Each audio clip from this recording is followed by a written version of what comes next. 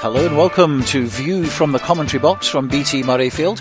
I'm Stuart Cameron, and with me is BBC Radio Scotland's Stuart McFarlane, also from the BBC, Grahame MacGregor, and Borders Rugby Television and Radio's Robin Purdie. And we've just been watching Scotland take on Italy with a final score of 26-14 to the Scots. Well, we're going to try and dissect it over the next 20 or 30 minutes, and we'll start with you, Stuart. You commentated on the game, and of course it was a tight one. We got our 4 bonus points from a Scotland perspective, but it was probably one of the scrappiest we've seen.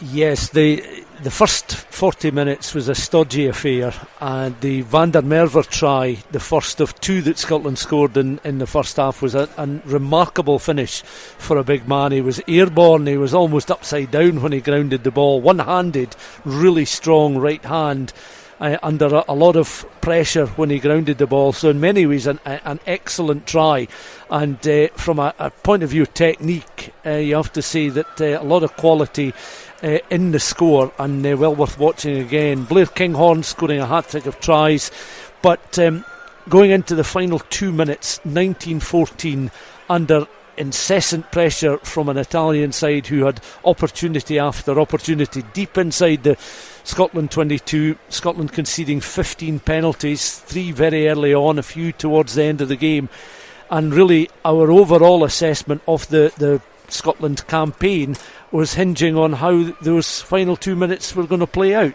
If Scotland could hold out, then it was going to be an overall a good campaign. If Scotland were to concede in those final 2 minutes and potentially lose the game against the Italians, then it would be a really flat atmosphere around here. And what happened in the final 2 minutes, Scotland's defence held firm. The Italian skipper knocked the ball forward in his desperation to score a winning try for the Italians, and then Scotland produced, through Price, Kinghorn and Van der Merwe, a wonderful length of the field score to wrap up as you say, a bonus point win. Now we have to talk about the early penalties that were not gone for points for goals, and we've always been taught, aren't we, at schools, always take your points if they're on offer. Now I do recognise the fact that Scotland wanted, in effectively a dead rubber game, they were always going to really finish in third place with a win, but they were going for the bonus points. Now they've never had 3 bonus points, try bonuses before, but similarly right at the end it could have been a draw, it could have been an Italy win, and you then reflect back early on when there was 9 points on the pitch which they decided not to go for, and in fact never got tries from. Yeah, I mean, you look at various aspects of the game, the 3 penalties conceded early on, and I think one thing I have to say is we've got to, and many of us I think have started to sort of recalibrate how we look at Italy as an international side, and I think that started during the Six Nations last season, particularly after the win over Wales at the end of their campaign, and then their autumn. I think they asked a few questions of the Scots right at the very start. They were very much in the game again right at the end, and that's been a story of their season, and going back to the game against France, going back to how they played against Ireland, so how they faced those top 2 world rankings sides. So yeah, credit to Scotland in many ways for taking the approach of not keeping the scoreboard ticking over, where that would be the pragmatic approach. And I wouldn't be surprised if in the World Cup they did revert back to that tactic, because opportunities against some of the nations they will be playing will be at a premium, and you want to try and build a platform to then go on and score your tries. And I think if they had perhaps a Finn Russell on the park, they might have opted for 3 points. Have they still got the world-class, reliable goal kicker from a tee that they maybe need for the bigger games? I'm not 100% sure. It's a good point actually that Stuart's just made, isn't it? Because looking at the scoreline in the end, yes, it was a comfortable win on the scoreboard, but really at the end of the day they were always going to finish in that 3rd position in the Six Nations with a win against Italy, and their target was, I suppose, 3 try bonuses. Yeah, I think definitely I agree with both you and Stuart on that, and I think potentially, come here today and you use the phrase dead rubber, could that be spurring its head and say that there's potentially an onus on the team to entertain? Decent enough day, big crowd. So yeah, I don't have a problem per se with Scotland not going for those early kickable penalties. I agree with Stuart in that if it had been a more important game and Finn Russell was around, if it's a World Cup pool, if we're playing Ireland in the pool of the World Cup, we're taking the 3 points all day long. So I don't have a problem with them not going for the points this afternoon here against Italy, and it did culminate in a bonus point win. And I think today just in a few ways encapsulates how far we've progressed, because there was a real expectation on us to win today, minus Hogg, minus Russell, minus Richie Gray, minus Darcy Grahame. And I said in one of these chats after one of the Autumn International games that we don't have a divine right as Scotland to beat anybody, and we still don't. We continue to progress. I'm really happy with the progression, but we still don't have a divine right to beat Italy here today.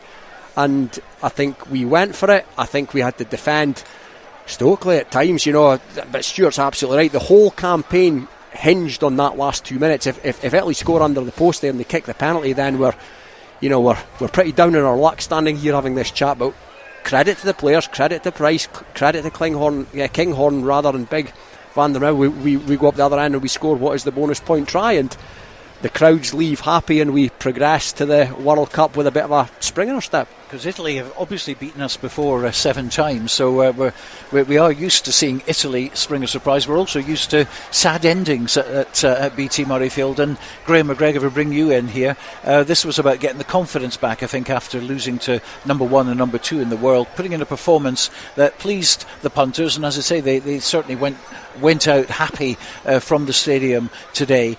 But getting that try bonus at the end, it doesn't always happen to Scotland. It's usually the other way around, so we'll take that. No, indeed, sad endings, indeed. In a sense, just in those dying minutes, there seemed an almost inevitability. Here we go. Italy are right up at the line, and it was almost like we had given in and were about to lose it anyway when that try turned things round. As it happens, of course, we were still in the lead at that point. All they needed to do was kick the ball out, let's be honest. But it was a phenomenal way to end, and good for Kinghorn getting his 3 tries today. But overall, I feel slightly flat about that, the whole game really, compared with some of the performances we saw earlier. And much of that, I think, is down to Italy, who are a very much improved side and came here. They were pretty determined today, and they were getting it a wee bit wrong in the scrum earlier on, and they were getting penalised for that, but they sorted that out, and overall they made a match of it undoubtedly, and they must be absolutely gutted to have lost it in the way that they did at the end there.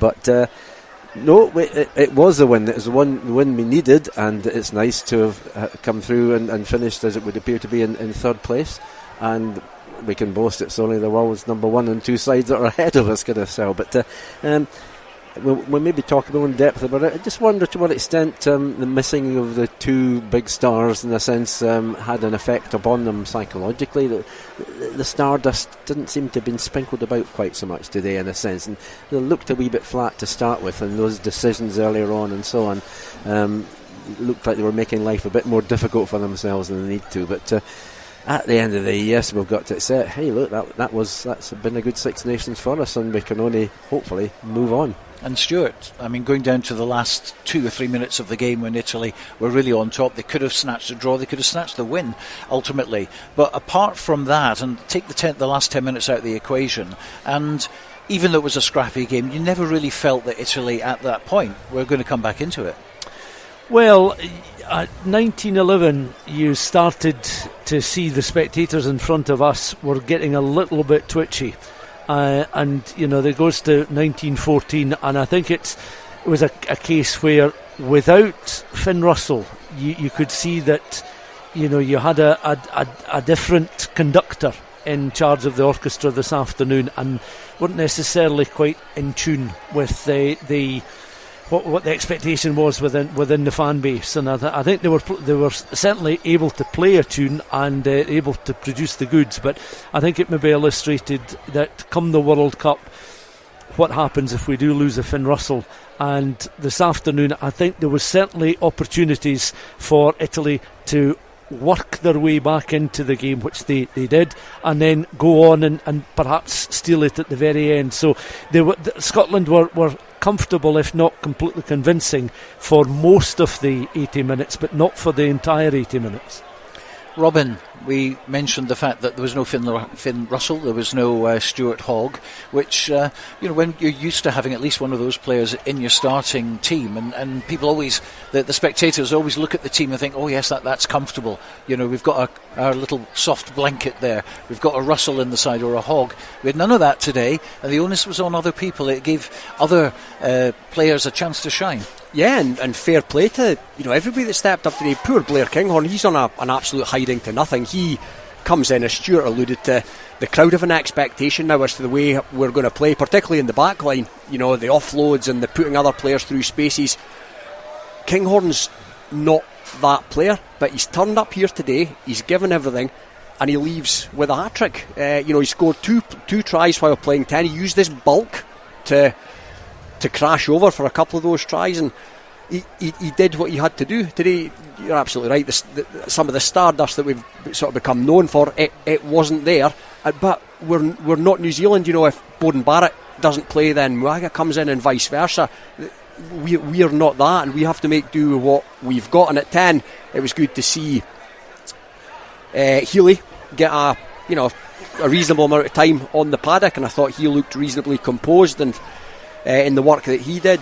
But yeah, we don't have the squad depth that some of the other nations have, so we have to make the best with what we've got, and I think we did that today.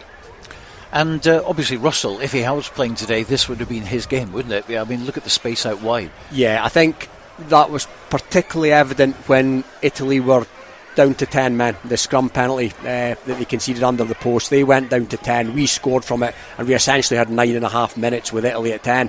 From our vantage point, there was space all over the place, and Finn Russell would have had a field 9.5 minutes in that, at that time, and I think we'd have scored more tries, at least one more try in that period with Russell.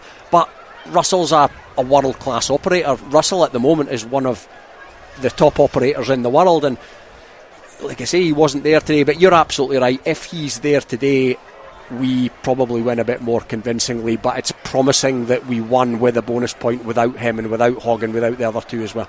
Blair Kinghorn, a hat-trick for him. Unfortunately, I think he got his last one just a bit too late, because they'd already announced the man of the match. Unfortunate for him, yeah. Which was Dempsey, but he certainly, he'll be satisfied with his. Just to jump back in there, and I'd like to hear the other guys' thoughts on this. I thought Dempsey was outstanding today. I thought he went really well last time out against Ireland as well, and we've got a player there. There was a few raised eyebrows when Fagerson was left on the bench today. Dempsey played at 8, but I thought Dempsey was outstanding. Yeah, Grahame, you agree with that? I totally agree, yes. I mean, I saw that in the first half in particular. I mean, he had some absolute rampaging runs and had the Italians worried at times just how much ground he could make and wresting the ball from him and so on and so forth. But it's one of these things, isn't it? Plainly, yeah, you feel like surely the man that scores a hat-trick now actually get the banner. Not necessarily. I mean, the overall picture was that Dempsey just had such a great game. He really deserved that. At least Blair Kinghorn can say he got a hat-trick, so he'll be happy with that anyway. But overall, I think there were some good things and some bad things. It's always that way, isn't it? And maybe it's just the fact that we've been so used to Scotland really raising their game over the last wee while, over the last 2 or 3 seasons, and they've got to this kind of level that if they do fall away, then you feel disappointed. But we'd have been very happy with that kind of display a few years ago. There's no denying that, and to win in the way we did is just one of these things for the ages. You'll never forget about. It's just fantastic. Well, whilst we're recording this, the conference is going on downstairs with Gregor Townsend. How do you think he'll be reacting to this campaign, Stuart? I think it'll be a very considered reaction. I think he'll identify the importance for morale of a win in front of a packed Twickenham and the nature of the performance. I think he'll look again in isolation at the performance here against Wales and how fluid and how dangerous Scotland looked, particularly in attack that afternoon.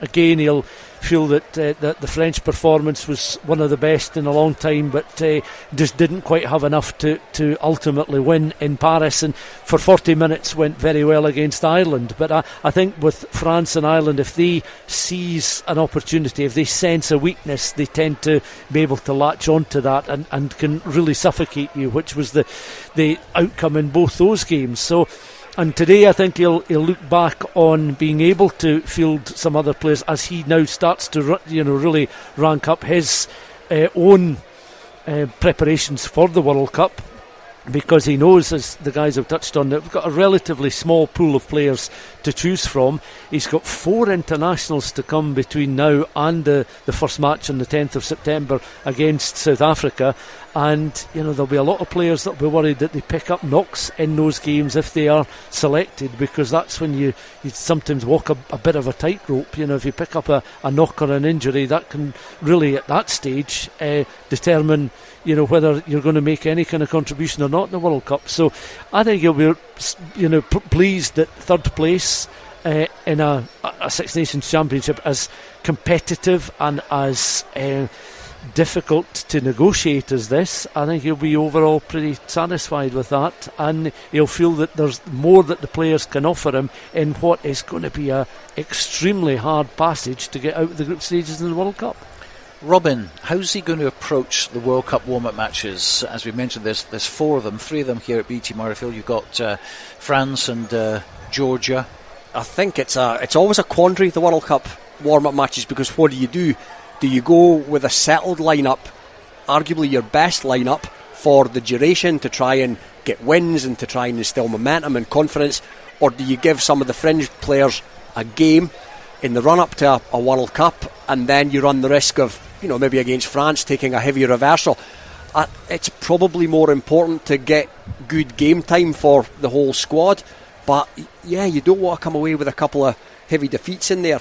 I think we've probably, don't know how up to us it was entirely, but we've probably chosen pretty well there in terms of the opposition in the warm-up matches. But yeah, I don't think we can probably, irrespective of what happens, I'd like to see us not take 4 reversals, obviously, but I don't think you can read too much into them depending on the personnel. But the World Cup, it's been referred to before. Stuart mentioned it last time. It's a group of death, and it's going to be really interesting to see how we can combat the evident strengths of Ireland and of South Africa, because if there's 2 teams that we don't want to play, if we're looking for victories right now in World Rugby, it's those 2, because they can potentially strangle the life out of us without doing anything spectacular. If we can get enough parity up front, then we're a match for anybody. That back division now, if they're all fit and firing, really is electric. But I'm confident-ish. I'm a lot more confident than I've been a year ago, but I just have a nagging doubt that these two teams can just make us suffer a bit up front. So France is home and away. Italy, of course, will be our next game again. And that's down here, 29th of July. Georgia, we end with the 26th of August as well. And Georgia, I think, Grahame, they're going to cause us problems up front, aren't they? I mean, that's going to be a real different test for Scotland. Georgia are always sort of seen as next in line when it comes to the Six Nations. They want Italy's place, let's be honest. But these matches, warm-up is probably the best way to describe them, because they're never going to be competitive. Of course not. They're not the Six Nations. They're not the World Cup. But obviously players want, as Robin says, you don't want to lose any of these matches. Interestingly, we've got France both home and away. And the extent to which the coaches of all these sides will be trying out things like different combinations, players that maybe have not that much international experience, getting another game under them and so on. There's lots of various approaches you can take to those warm-up matches, but if anything, the main thing is that you don't stop playing this weekend the Six Nations and start playing international rugby again in September. You keep going and keep the players on an international field in the game, but they're not going to be anything like as competitive, obviously, as what we see.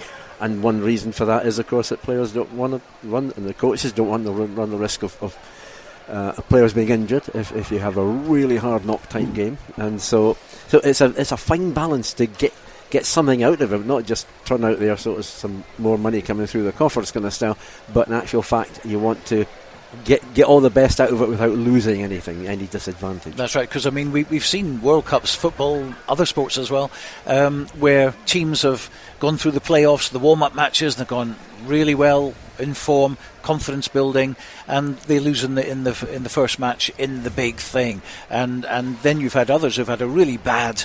Look at England in the World Cup in football, for instance. played dreadfully out of the Nations Cup and all that kind of stuff, and then fired once they got there. So it's very, very difficult, isn't it? It is, and I'd be interested to hear from you guys when, as a team, let's be honest about it, our potential success in this upcoming World Cup hinges pretty much on hinges on one player, arguably Finn Russell. Now, in the warm-up games, guys, what do you do with Finn Russell? How much exposure do you give him? Do you wrap him up in cotton wool for the majority, or do you feel that you have to play him? Because he could be undercooked, couldn't he? Well, he could be but will he be? I'd be bad for not using him all that often in the warm-ups. I feel we're so dependent on him. A couple of games, I think, something like that, and give a chance to. It's one of these things that stand off. We have one of the most outstanding players in world rugby, and below that, it falls away quite quickly. And there's a young lad there who was possibly going to play for Ireland, playing for us today for the first time. And so they were quite easy. There's not many resources underneath Finn Russell, different from other positions in the side. So, yeah, you don't want to not play him, but you don't want to play him in every game and have him on for 80 minutes, etc., etc. Of course not, and run the risk of injury. It's a very difficult thing to choose, isn't Let's face it, Stuart. I mean, whatever you decide to do, the opposite's going to happen during the playoffs, isn't it? I mean, the unexpected will happen. Yeah, I think you look at Finn Russell and you maybe say you play him for 2 matches, but those 2 games you don't give him a full 80 minutes. I think Robin and Grahame are right to be very cautious about him. But I think that you have to look at the 2 front rows that started today, that loose and tight, and that they were exceptional today. Yeah. Fagerson and Schoeman. I think Richie Gray is a huge miss in the line-out in terms of the line-out calls. I think whoever plays 2 is going to be very important in terms of the distribution at the line-out. And one other player that comes close to the importance of Russell is actually your 12. And Tuipulotu's been absolutely outstanding with Jones outside him in the midfield. So while you're quite right to identify Russell, and Ireland will be exactly the same with Sexton's, because they'd have palpitations if Sexton was to pick up an injury, in August in their build-up. I'd like to know if, and I don't necessarily know if you'd get a complete straight answer to the question, would the Scotland coaching staff prefer fewer games than 4? Because 3 are here, and there's money to be made if there's 3 warm-up games ahead of a World Cup, because the way the players are playing just now, these aren't warm-up games that are going to Rugby Park or Purdie in front of 15,000 or 20,000. They're expecting as close to a packed house here 3 times over. Or Saturdays, I think, as well. Yeah. And on Saturdays, because you're not going to have the autumn test. Yep. So good point. You wonder, are the coaching staff feeling, is it necessary to have? I mean, you go back to when the game was on the brink of becoming professional, 95 World Cup. I think there was 1 game between the sort of training build-up and the first match in the 95 World Cup. I think there was only 1 full international for the players to play. Certainly the games against France, with greatest respect to the other opposition, are more key, especially since one's here and one's in where the World Cup's going to be held, of course.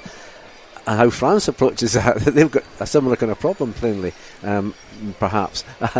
It's a difficult one to know that, but to get the right balance, it's a mixture of making the right decisions, having the right players available, and fielding them to the right extent across all 4 matches and within each match, as we've been saying. Now, Stuart, you mentioned the front row just now, and of course last week there were a lot of comments about bringing them off after 50 minutes. Gregor Townsend said, well, their energy levels apparently were lower than they expected, so they brought them off, put a new front row on effectively. Now today we had Rory Sutherland, great to see him back again, a border of course, one of our own, and also WP Nell, and the difference when they came on, the levels were still up there, whereas there were problems against Ireland. Yeah, but then you look at the opposition. You look at the opposition and how Ireland mentally and physically challenge you. And that mental and physical challenge wasn't quite at the same level today. But I have to say that the performance of the front row, but particularly Fagerson and Schoeman was very impressive. And I think again it was valuable time in particular for Rory Sutherland to get game time on at the end of the championship. And Nell again, 50 plus caps, is as a solid performer, but one that you're not necessarily always going to start. And you also, guys, you look at the 4 matches in this very difficult pool that we need to negotiate. Romania, there's again an expectancy of a difficult game, but very much a winnable game, a kind of like a Georgia without quite the same sort of bulk perhaps in the front row. But Tonga are going to be able to introduce 1 or 2 internationals, I think, from the New Zealand ranks between now and then. So they're going to be a difficult team to negotiate. And with the selection of South Africa first and Ireland last, it makes those 2 games in the middle, regardless of how things go against South Africa, a difficult balancing act in terms of selection and, to go back to what you were saying there, Stuart, the timing of the replacements. Yeah, it's going to be very, very interesting over the next few months as well. We've got the warm-ups, and then, of course, we've got the World Cup itself. It's all going to be rather exciting. We're all obviously looking forward to it. But that's just about it for today, for our edition of View from the Commentary Box. And, of course, the Six Nations campaign as far as Scotland and Italy is concerned. My thanks to Stuart McFarlane, Robin Purdie and Grahame MacGregor. Scotland in their 5 games with 3 wins. Thanks so much indeed for listening. And from me, Stuart Cameron and the team, bye for now.